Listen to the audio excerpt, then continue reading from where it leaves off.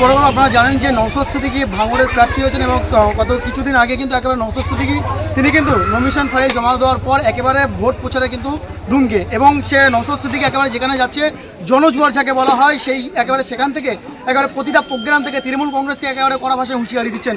২৬ নির্বাচনে আবারও জিতছেন নওশাদ সিদ্দিকী ভাঙড় থেকে। তিনি কি জানাচ্ছেন ক্যামেরার মুখোমুখি আপনাদের শোনাবো। ২৯ এপ্রিল সকাল সকাল খাম চিহ্নকে ভোট দিয়ে রাজ্যের বিধানসভায় পাঠান।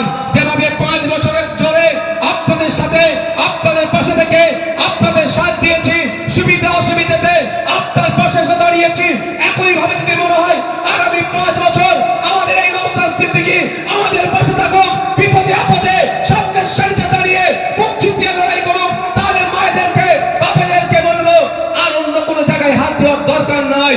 ইভিএম মেশিনের সামনে গিয়ে আগে দেখবেন খাম চিহ্নটা কোথায় আছে, সেই চিহ্নতে আপনি বুটামটাকে প্রেস করে আমাকে বিপুল ভোটে জয়যুক্ত করুন। এই আশা করতে পারি তো নাকি আপনাদের কাছে? আশা করতে পারি তো? ঘুরে গেলা আছে, তুলে রাখুন। ঘুরে গেলা আছেন, মায়েরা আছেন, এই আশা তো করতে পারি নাকি? মায়েদেরকে বলতে পারি ১,০০০-১,২০০ টাকা লক্ষ্মীর ভান্ডার। মায়েদেরকে এতটুকু বলে যাচ্ছি, আমরা যদি ক্ষমতায় মসনদে আসতে পারি, লেফট ওয়ার্ড আইএসএফ যদি ক্ষমতায় আসতে পারে, তাহলে অলরেডি আপনাদের বলে যাচ্ছি ১,০০০-১,২০০ নয়, কম করে মায়েরা যাতে মাস গেলে ৫,০০০-এর ব্যবস্থা হয় তার ব্যবস্থা আমরা করব। আমি বেশি বক্তব্য দেব না, আমি আপনার কাছে জানতে চাইবো বিগত ৫ বছরে আপনাদের ভরসা বিশ্বাস আস্থা আমি কি বিক্রি করেছি ভাই? আমি আপনাদের ভোট দিয়ে মিনিস্টার হতে পারতাম কি পারতাম না আপনারা বলুন? আমি চাইলে ক্যাবিনেটের মিনিস্টার হতে পারতাম, কারণ আমাকে সেই অফার ছিল, কিন্তু ভাঙড়ের মানুষকে আমি ছেড়ে যেতে চাইনি। ভাঙড়ের মানুষ ২০২১ সালে সুরতের বিপক্ষে গিয়ে যে আমাকে ভোট দিয়ে দৃষ্টান্ত তৈরি করেছে, ভাঙড়ের মানুষকে কোনোভাবে আমি আশাহত করবো না। তাই একদিকে আমাকে মিনিস্ট্রির অফার, অন্য দিকে আমার নামে ১৭টা মামলা দিয়ে আমাকে ভয় দেখানো হয়েছে, কিন্তু ভাঙড়ের মানুষের জন্য আমি না লোকের কাছে আত্মসমর্পণ করেছি, না ভয়ের কাছে মাথা নত করেছি। আপনাদের ভালোবাসা আমি বারবার পরাজিত হয়েছি। তাই বন্ধুগণ, আমাদের আপনাদেরকে নিয়ে আমরা ভাঙড়ের মানুষকে নিয়ে রাজ্য স্তরে একটা দৃষ্টান্ত তৈরি করেছি।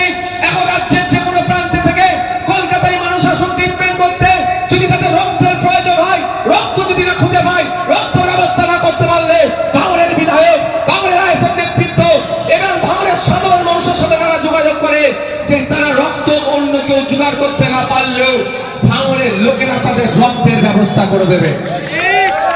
নতুন করে ভাঙড়কে জানতে শুরু করেছে বাংলা। আপনাদের কাছে একটা গোল্ডেন চান্স এসেছে।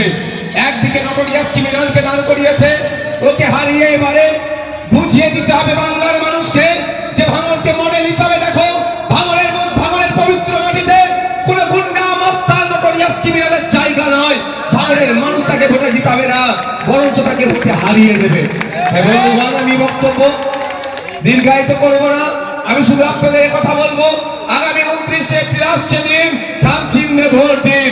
আমরা তো জিতছি এবারে নিশ্চিত ভাবে, জিতছি আমরা নিশ্চিত ভাবে, কিন্তু মার্চিংটা আমাদের কি করতে হবে? ডবল করতে হবে। তাই আপনাদের বলবো, কোনো প্রয়োজনে পা দেওয়ার দরকার নাই, কোনো অন্যায়ের কাছে মাথা নত করার দরকার নাই। আমি আপনাদের বলবো, আসুন